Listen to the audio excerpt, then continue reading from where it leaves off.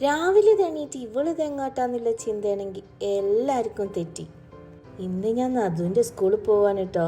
ഇതൊരു എക്സിബിഷൻ മാത്രമല്ല, ഇവിടെയാണ് ചെറിയ കൈകളിൽ വലിയ സ്വപ്നങ്ങൾ ജനിക്കുന്നത്.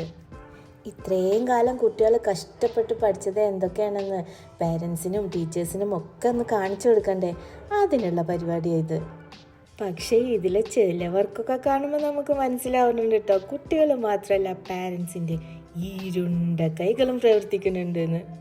അങ്ങനെ ഞാൻ അവസാനം നദുവിൻ്റെ ക്ലാസ് റൂമിലെത്തി. അവളും ടീച്ചേഴ്സും ഫ്രണ്ട്സും എല്ലാവരും കൂടി ഒരാഴ്ച അല്ല 2 ആഴ്ച കഷ്ടപ്പെട്ട് ചെയ്ത വർക്കാണ് അത്ര ഇതെല്ലാം. ആ സമയത്ത് അവൾക്ക് സ്കൂളിൽ പോകാൻ ഭയങ്കര ഇഷ്ടമായിരുന്നു, കാരണം പഠിക്കണ്ടല്ലോ. ക്ലാസ് റൂമിലേറെ തിരക്ക് ഒരു പ്രത്യേക ഭാഗത്ത് മാത്രം കണ്ടപ്പോൾ ഇന്നിപ്പോൾ അവിടെ എന്താണെന്നൊന്നും നോക്കണല്ലോ എന്ന് പറഞ്ഞ് ചെന്ന് നോക്കിയപ്പോഴല്ലേ കാര്യം മനസ്സിലായത്. എല്ലാവരും ഗംഭീര തീറ്റ.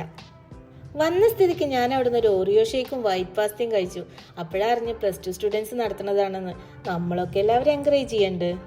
അപ്പം നെക്സ്റ്റ് ഇയറും എക്സിബിഷൻ വരും, പ്രോജക്റ്റ് മാറിക്കൊണ്ടിരിക്കും, പാരൻസ് സെയിം തന്നെ.